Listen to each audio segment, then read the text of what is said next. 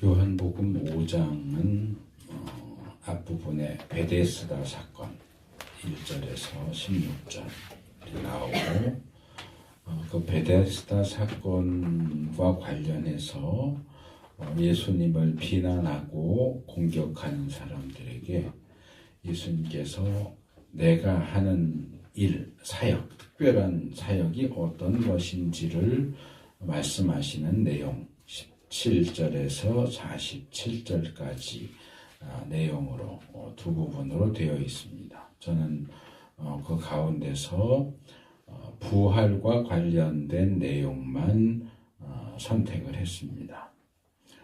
부활절이라고 하면 대부분의 경우 예수님의 부활에 초점을 맞춥니다. 그래서 부활이 왜 사실인가 라든지 그런 쪽으로 많이 설교들을 하시는데 성경은 예수님의 부활에 대해서만 이야기하지는 않습니다. 예수님의 부활이 정말 매우 중요한 사건이기는 하지만 바울이 고린도전서 15장 20절에서 그러나 이제 그리스도께서는 죽은 사람들 가운데서 살아나셔서 잠든 또는 죽은 사람들의 첫 열매가 되셨습니다. 라고 이야기한 것처럼 예수님의 부활은 우리 모든 사람들의 부활을 이끄는 첫 발걸음에 해당된다. 그래서 우리가 예수님의 부활을 생각할 때는 항상 장차 있을 우리의 부활에 대해서도 생각을 해야 하는데 오늘 거기에 좀 초점을 맞춰서 말씀을 드리려고 합니다. 여기 예수님께서 24절에 보면 내가 진정으로 너희에게 말한다. 내 말을 듣고 또 나를 보내신 분을 믿는 사람은 영원한 생명을 가지고 있고 심판을 받지 않는다. 그는 죽음에서 생명으로 옮겨졌다. 라고 말씀을 하십니다. 사람이 영원한 생명을 누리거나 또는 심판을 받는 것, 그리고 죽음에서 생명으로 옮겨가는 이 중요한 일이 예수님의 말씀을 듣느냐, 그리고 예수님을 보내신 분, 하나님을 믿느냐, 믿지 않느냐에 따라서 갈린다고 말씀하십니다. 이 말씀을 왜 하시느냐? 베데스다 사건이 일어난 직후에 유대인들은 예수님을 핍박하기 시작합니다. 왜냐하면 안식일인데도 불구하고 병자를 고치셨기 때문에 병자를 고치는 그 일을 안식일에 일을 했다라고 하는 것 때문에 예수님을 핍박합니다. 거기 16절에 나오고요. 그렇게 유대인들이 예수님을 비난을 하니까 예수님께서 17절에서 내 아버지께서 이제까지 일하고 계시니 나도 일한다 라고 답변하십니다.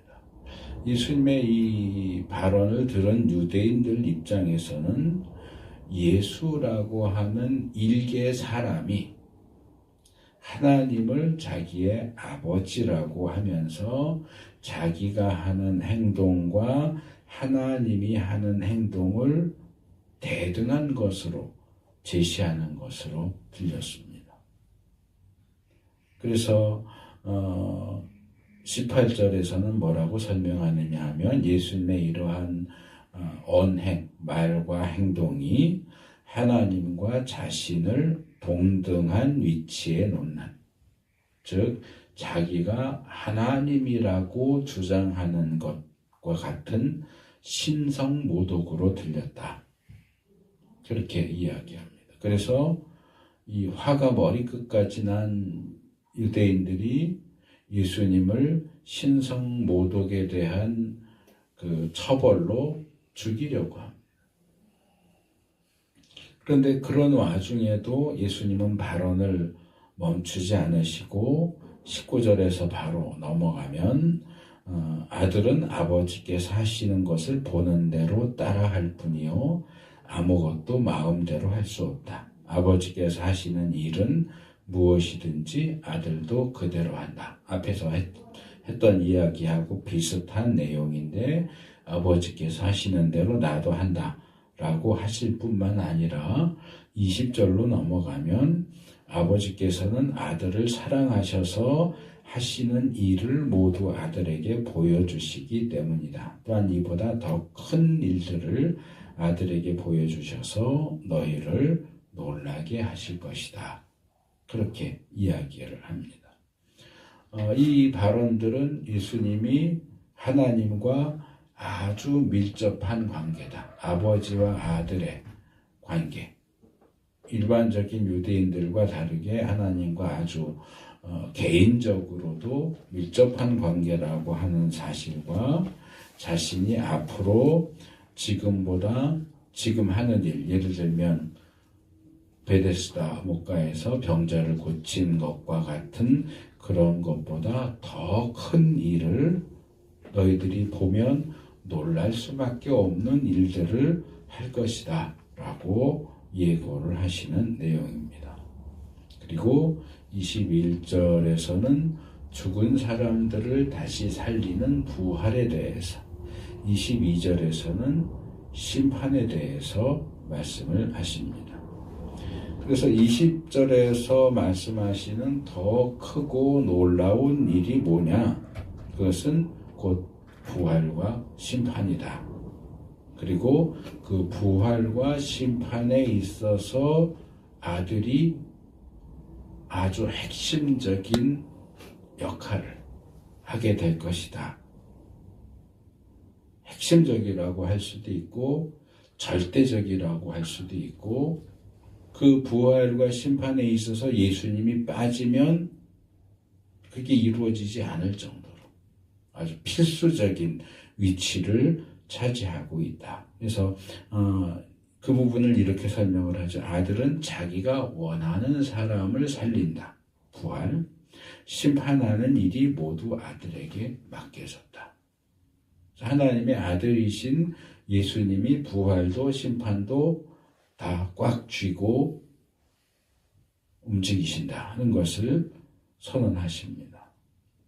그리고 이런 아들의 그 특수성을 23절에 가서 모든 사람이 아버지를 공경하듯이 아들도 공경하게 하려는 것이다 라고 설명을 합니다. 구약이나 신약에 보면 이 천사든지 사람이든지 다른 사람이 자기에게 경배하려고 하면 그것을 거절하는 그런 장면들이 종종 나와요. 나한테 경배하지 말고 하나님께 경배해라. 경배받으실 분은 오직 하나님뿐인데 내가 뭔가 했다고 해서 나한테 경배하려고 하는 건 옳지 않다라고 하는 대표적으로 사도행전 10장 5절이나 계시록 19장 20절에 보면 또 사사기에도 그런 비슷한 장면이 나오고요. 그런 부분들을 생각을 하면 여기 본문에는 이제 경배 대신 공경이라는 단어가 사용되기는 했지만 예수님은 지금 자기가 하나님과 동등한 공경, 경배의 대상이라고 말씀을 하시는 거예요. 일반적으로는 누구도 그렇게 하지 않거든요. 너희가 하나님을 경배하듯이 나를 경배해. 그러지 않아요. 근데 예수님은 하나님께서 아버지이신 하나님이 아들인 나에게 이런저런 부활과 심판에 대한 그런 권세를 주신 이유는 너희가 하나님을 경배하듯이 나도 경배하도록 하기 위해서다. 그러니까 그 말은 뒤집으면 나도 하나님이다 하는 이야기가 되는 거예요.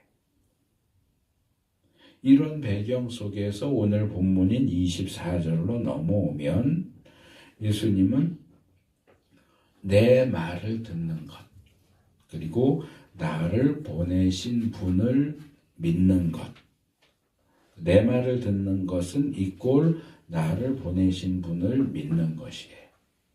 이 두 개를 대등하게 제시를 하면서 거기에 대해서 긍정적인 반응을 보이는 사람만 영원한 생명을 가지게 되고 심판을 받지 않고 죽음에서 생명으로 옮겨간다.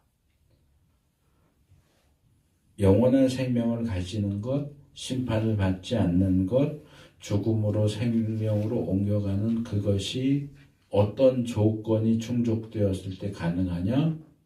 예수님의 말씀을 듣는 것. 예수님을 보내신 분을, 하나님을 믿는 것. 예수님의 말씀을 듣지 않는 사람은 하나님을 믿지 않는 거예요. 예수님 말씀은 안 들으면서 나는 하나님을 믿어? 아니에요. 그럴 수가 없어요.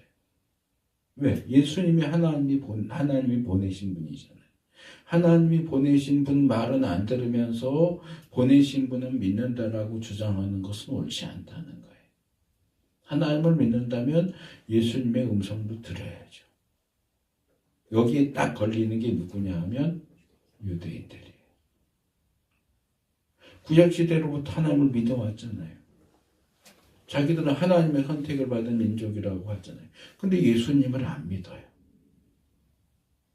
그럼 예수님을 안 믿으면 예수님을 안 믿지만 하나님을 믿고 있다라고 인정할 수 있을까요? 예수님 말은 안 들으면서 그래도 나는 하나님을 믿어? 아니라는 거예요. 하나님을 믿는다면 예수님을 믿어야 돼요. 거기에는 내가 유대인인데 아브라함의 혈통인데 선민인데 그거 필요 없어요. 예수님 말씀을 들어야죠. 예수님 말씀을 들어야 하나님을 믿는 건데 예수님 말씀은 안 들으면서 난 하나님 믿어라고 주장하는 건 그거는 사실은 거짓이에요.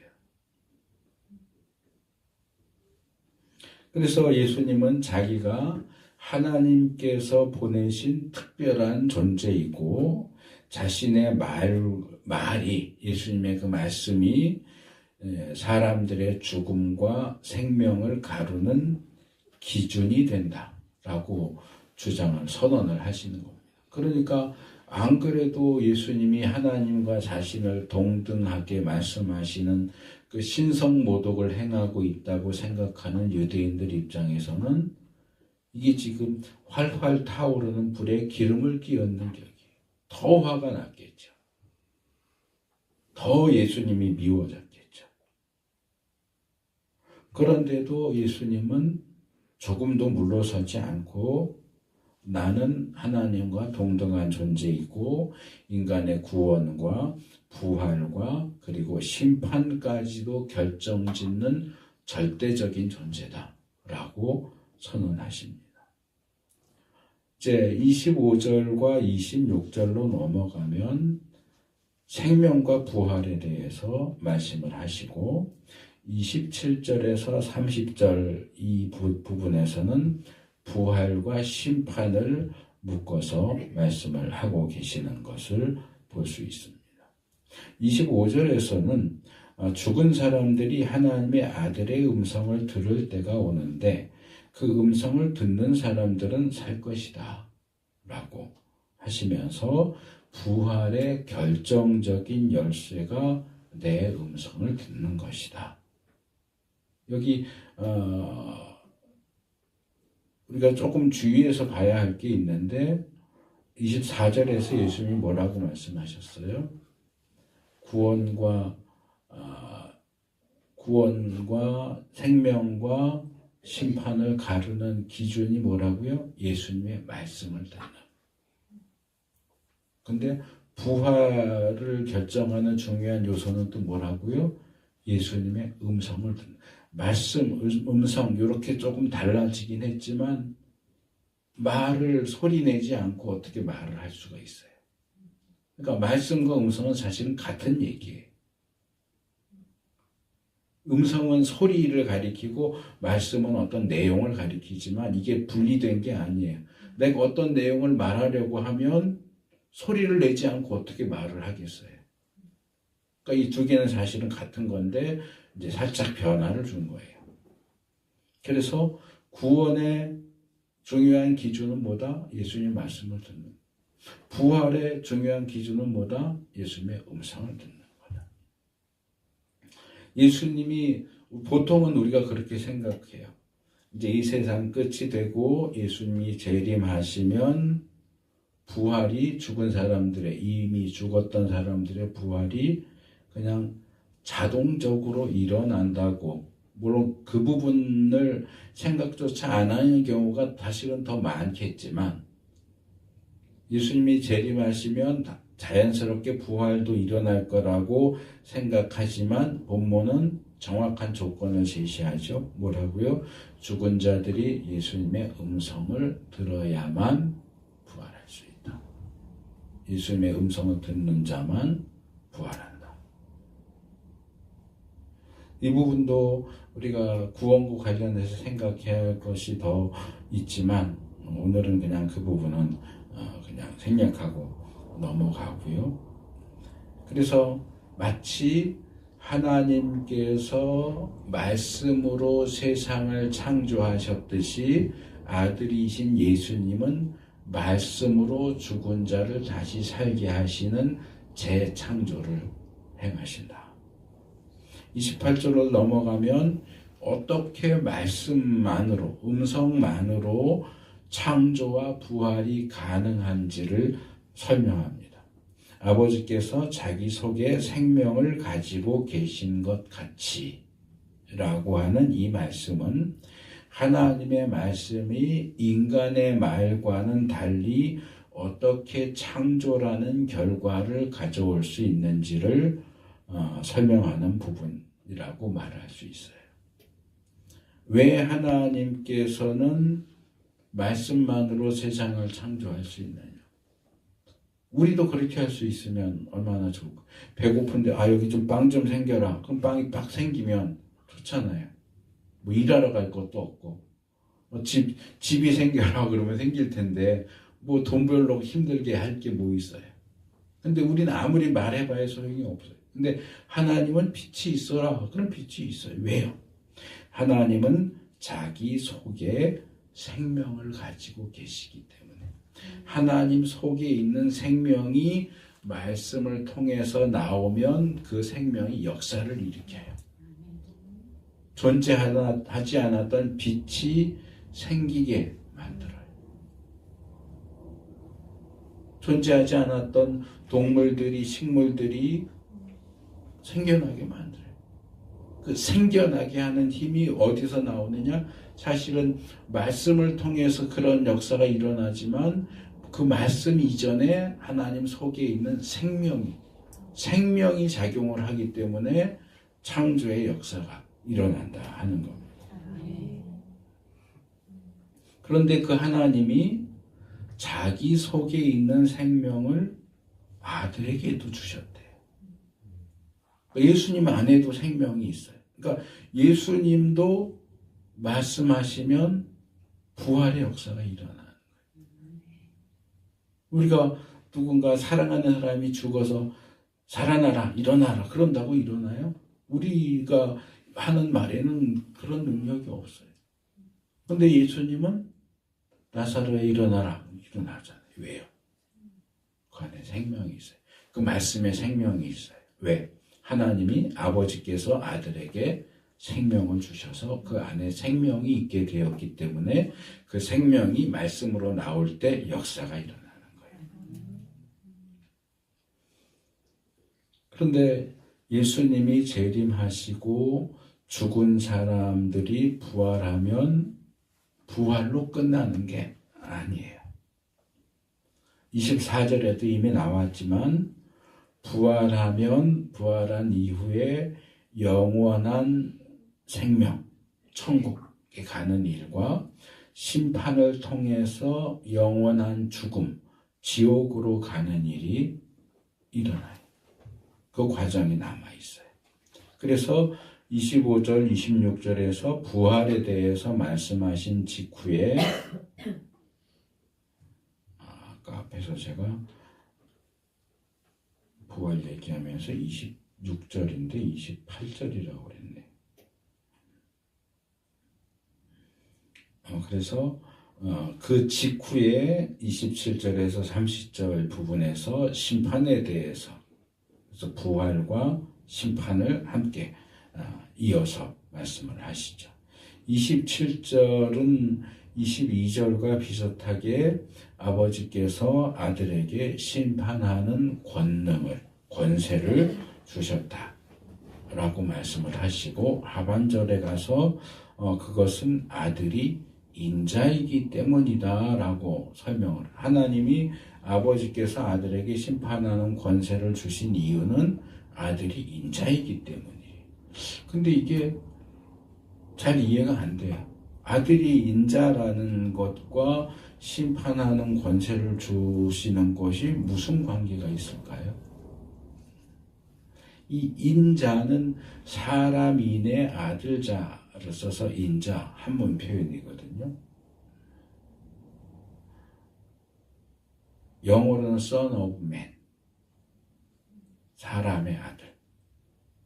인자가 특별한 표현처럼 교회 안에서 목사님들이 대부분 이 인자라는 용어를 설명을 할 때는 이 다니엘이 환상을 보는 가운데 다니엘서 7장 13절에 나오는 어떤 천상적인 존재, 하늘에서부터 구름을 타고 내려오는 사람 같은 어떤 존재, 인자 같은 이걸 가지고 많이 설명을 해요. 그래서 예수님이 이건 예수님이 사용하시는 독특한 표현이에요. 성경에 나오는 누구도 자기 자신을 가리켜서 인자라는 표현을 쓰지 않아요. 오직 예수님만 자기 자신을 가리켜서 인자라고 표현을 하시거든요. 사람의 아들. 근데 예수님이 자신을 사람의 아들이라고 표현을 하시지만 신학자들은 이 인자라는 표현은 다니엘서에서 따온 표현이다. 다니엘서에 나오는 인자는 누구냐? 천상적인 존재다. 그러니까 예수님이 자기를 인자라고 표현하는 것은 자신이 천상적인 존재라는 사실, 다니엘이 본 것과 같은 그런 천상적인 존재라는 것을 주장하는 것이다. 이렇게 설명을 합니다. 아마 한 번쯤 들어보셨을 거예요. 그런데 인자라는 표현이 다니엘서만 나오는 게 아니고요. 에스겔서에도 나와요. 거기에는 뭐라 그러면 하나님께서 에스겔 선지자를 부를 때 여러 차례 인자야 하고 불러요. 에스겔을 인자야. 그거는 에스겔이 천상적인 존재라는 뜻이 아니고요. 제가 앞에서 말씀드렸던 인자라는 단어의 표현의 더 보편적인 뜻이 사람아 그래. 사람아, 인간아, 그 얘기예요. 그러니까 인자라는 용어의 용법은 구약에 두 군데가 나오는데 다니엘에서는 천상적인 존재를 가리키는 데 사용됐고 에스겔서에서는 그냥 인간을 가리키는 데 사용됐다는 거죠. 근데 에스겔서에 인자라는 용어가 사용됐다는 얘기는 거의 제가 들어본 적이 없어요. 목사님들이나 또는 신학자들 중에도 그 얘기를 별로 안 해요. 몰라서 안 하는 건지 그냥 무시하고 안 하는 건지 모르겠는데 저는 그거 무시하면 안 된다고 생각을 해요. 그래서 저는 이 두 가지를 조합해서 본다면 다니엘서에서는 천상적인 존재를 가져오고 에스겔서에서는 그냥 인간, 지상적인 존재로서의 인간을 가져와서 예수님이 자신이 신이면서 또한 인간이다라는 그 독특성을 이 인자라는 표현으로 말씀하신 게 아닌가라고 저는 그렇게 개인적으로 생각을 합니다. 그래서 이 신인이라고 한 예수님은 하나님이면서 동시에 인간이라고 하는 이 독특한, 그러니까 우리가 성부 하나님, 성자 하나님, 성령 하나님 이렇게 얘기하지만 성부 하나님도 신인이 아니고요. 그냥 신이고 성령 하나님도 신인이 아니에요. 오직 삼위일체 하나님 가운데 성자 예수님만 신인이에요. 아주 독특한 형태예요. 그런 형태가 다른 데 없어요. 누구에게서도 찾을 수가 없어요. 그러면 왜 예수님만 신인, God man, 신인이냐? 왜? 예수님이 하나님이시면서 동시에 성육신하셔서 인간이 되셨기 때문에 신인이신 거예요. 하나님이면서 동시에 인간이세요. 그래서 여기서 아들이 인자이기 때문에 심판하는 권세를 주셨다라고 하는 이 말씀은 너무나 함축적이어서 한 번에 딱 파악이 안 되지만 그렇게 풀어보면 하나님 아버지께서 아들이신 예수님에게 심판하는 권세를 주신 이유는 아들이 성육신하셔서 인간이 되시고 이 땅에서 인간 구원을 위한 사역을 감당하셨기 때문에 거기에 대한 어떤 상과 같은 개념으로서 심판하는 권세를 추가적으로 주셨다라고 추론을 할 수가 있습니다. 이게 그냥 단순히 상상이 아니라 빌립보서 2장 5절에서 11절 그 부분에서 바울이 이야기하는 것을 우리가 생각해 볼 필요가 있는데, 거기서 바울은 빌립보 교인들에게 너희가 그리스도의 마음을 품어라 라고 이야기하면서 예수님이 어떻게 하셨는지를 설명을 해요. 예수님은 하나님과 동등한 분이시지만 자기를 비워서 종의 모습을 취해 사람과 같이 되시고 자기를 낮추어 죽기까지 순종하셨다. 그게 그리스도의 마음이다. 그리고 그렇게 예수님께서 자신을 낮추셨기 때문에 하나님께서 예수님을 지극히 높이시고 모든 이름 위에 뛰어난 이름을 주셨으며 하늘과 땅 위와 땅 아래에 있는 모든 것들이 예수님 앞에 무릎을 꿇고 그분을 주님이시라고 고백하게 하셨다라고. 이거 신학에서는 예수님의 갑자기 단어가 생각이 안 나네. 두 개. 예수님의 낮아심과 높아짐. 이거 한문으로 비천과 승귀라고 설명을 해. 예수님이 스스로 낮아지셨기 때문에 하나님이 예수님을 높여주시는 거예요. 그러니까 예수님이 스스로 인자가 되셨기 때문에 하나님이 심판하는 권세를 주셔서 높이시는 거예요. 그래서 이 두 개의 본문을 비교해 보면 아들이 인자이기 때문에 하나님과 동등한 예수님께서 인간이 되셨다 하는 것이 서로 짝을 이루고, 심판하는 권한을 주셨다 하는 것이 지극히 높여서 세상 모든 것이 그 앞에 무릎을 꿇고 주님으로 고백하게 하셨다. 이 두 개가 서로 짝을 이루는 거예요. 그래서 28절, 29절로 넘어오면 21절, 25절에서 말씀하셨던과 비슷한 내용. 무덤 속에 있는 죽은 자들이 아들의 음성을 들어야 부활한다 하는 내용을 다시 말씀하시는데, 이런 이야기의 흐름은 부활과 심판이 매우 밀접한 관계를 가지고 있다 하는 것을 보여줍니다. 예수님의 부활은 우리의 부활과 밀접한 관계를 가지고 있고, 우리의 부활은 생명만이 아니라 심판과도 연결되어 있다는 거예요. 그런데 29절로 넘어오면 부활이 두 종류가 있다고 그래요. 그냥 부활은 죽은 사람이 살아나는 거 아니야? 라고 생각할 수 있지만 부활이 두 종류가 있어요. 어떻게 해요? 선한 일을 한 사람들은 부활하여 생명을 얻고, 악한 일을 한 사람은 부활하여 심판을 받는다. 생명을 얻는 부활이 있고 심판을 받는 부활이 있어요.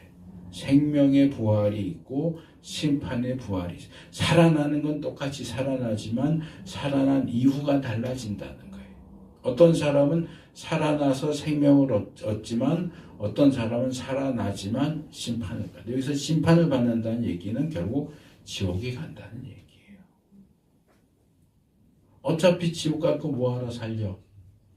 그거 하나님께서 작정하신 일이고 필요한 일이기 때문에 뭐 죽었다고 끝나는 게 아니고 죽은 것도 다시 살려내서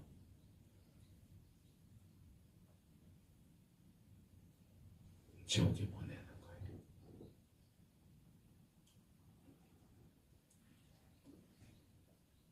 거예요.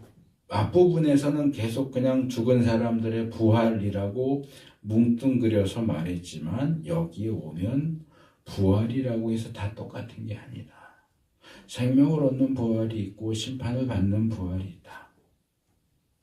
그리고 이 생명과 심판을 가르는 기준이 뭐냐? 본문에는 선한 일과 악한 일 이렇게 되어 있어요. 그래서 오해의 여지가 있는데 이것은 착하게 살면 구원받는다 그 얘기를 하는 게 아니에요. 제가 그레고레오 재림을 대비하는 자세에 대한 연속 설교하면서 이 마태복음 25장 설교할 때 이 최후 심판 장면 양과 염소에서도 그 부분을 말씀을 드렸어요. 거기에도 어떻게 해요? 내가 굶주릴 때 먹을 거 주고 목마를 때 마실 거 주고 이렇게 했기 때문에 너희는 의인이고 너희는 그걸 안 했기 때문에 악인이고 그거 한 사람들은 천국 그거 안 한 사람은 지옥. 그러면 믿음과 상관없이 선행과 악행으로 천국과 지옥이 결정되느냐? 그거 아니다. 기본이 믿음을 깔고서 하는 얘기예요. 믿음이 기본으로 깔려져 있고 그 위에서 했느냐 안 했느냐. 제가 신명기 할 때도 살펴볼 때도 계속 말씀드리잖아요. 언약을 했다고 끝이 아니고 순종을 해야 된다. 언약을 했는데 불순종하면 망하는 거예요. 신앙 고백했는데 행함이 따르지 않는다? 그럼 구원 장담할 수 없어요. 바울이 얘기하는 악행 목록 몇 번 말씀드렸잖아요. 이렇게 하는 자들은 천국을 유업으로 받을 수 없다. 누구한테 얘기해요? 불신자한테 얘기하는 게 아니고 신자들에게. 너희들이 예수님 믿는다고 신앙 고백한 거 나도 알아. 근데 예수님 믿는다고 신앙 고백했는데도 이런 악행들을 행한다면 너희는 천국 들어갈 수 없다라고 얘기한다.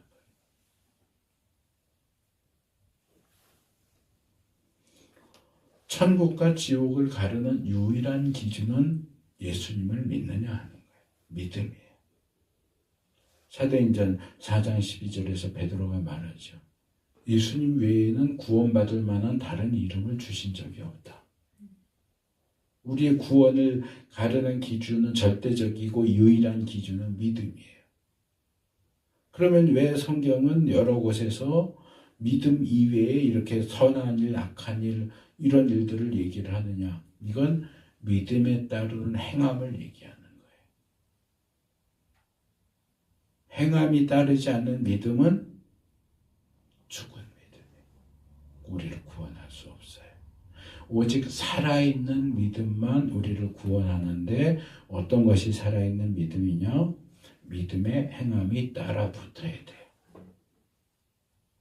앞에서도 제가 말씀드렸잖아요. 하나님을 믿는 사람은 예수의 말씀을 들어요? 안 들어요? 하나님을 믿는 게 믿음이라면 예수의 말을 듣느냐 안 듣느냐는 이건 행함이에요. 하나님을 믿는데 예수님의 말씀을 안 듣는다? 그럼 하나님 믿는 게 아니에요. 하나님을 믿는다면 예수의 말씀을 들어야죠. 구원받는 믿음을 가졌다면 행함이 당연히 따라와야 돼. 행함이 따라오지 않으면 그건 가짜예요. 요한일서에서도 그 얘기를 하고 야고보서에도 그 얘기를 하고 베드로 편지에도 그런 내용들이 나오고 구원받는 믿음은 반드시 행함이 뒤따라오게 되어 있다. 행하지 않으면서 믿는다고 주장하는 사람은 구원받을 수 없습니다. 30절로 넘어오면 예수님이 다시 심판을 말씀하시면서 나는 아무것도 내 마음대로 할 수 없다. 그러니까 안식일에 병자를 고치는 일뿐만 아니라 나는 아버지께서 하라고 하시는 대로 심판한다. 내 심판은 올바르다. 그것은 내가 내 뜻대로 하려 하지 않고 나를 보내신 분의 뜻대로 하려 하기 때문이다. 라고 말씀하시죠. 심판하는 권한을 받았지만 예수님이 그냥 자기 내키는 대로 마음대로 심판을 하는 게 아니라 하나님이 정해주신 기준에 따라서 하는 거예요.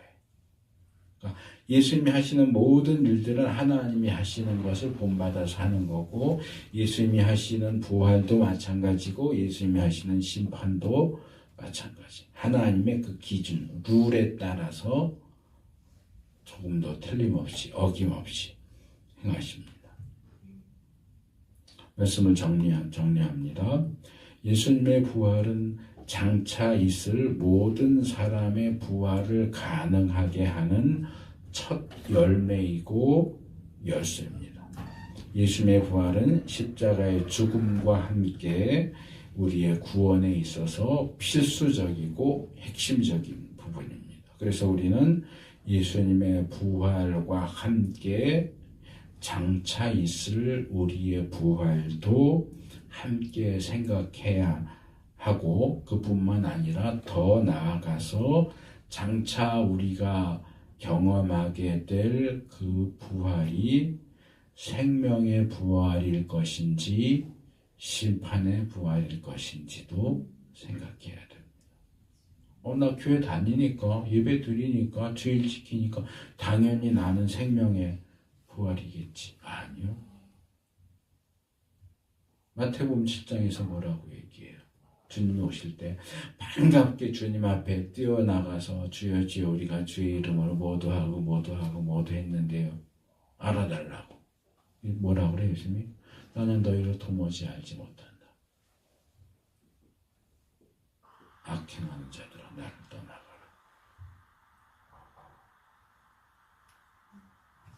말로만, 입으로만 믿는다고 하고 행하는 건 하나도 안 했어.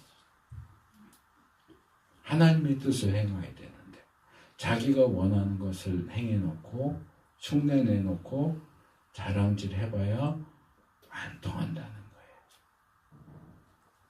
그래서 우리는 바울이 고린도전서 13장 5절에서 말한 것처럼 구원받는 믿음이 나에게 있는지 점검해야 돼요.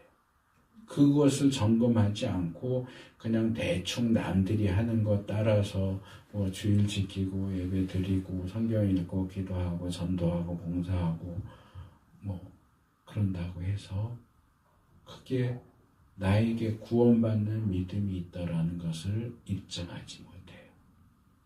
그건 종교적인 행위일 뿐이에요. 히브리서 기자가 2장 1절에서 이건 이제 개역의 번역인데, 그러므로 모든 들은 것을 우리가 더욱 간절히 삼갈지니 혹 흘러 떠내려갈까 함이라.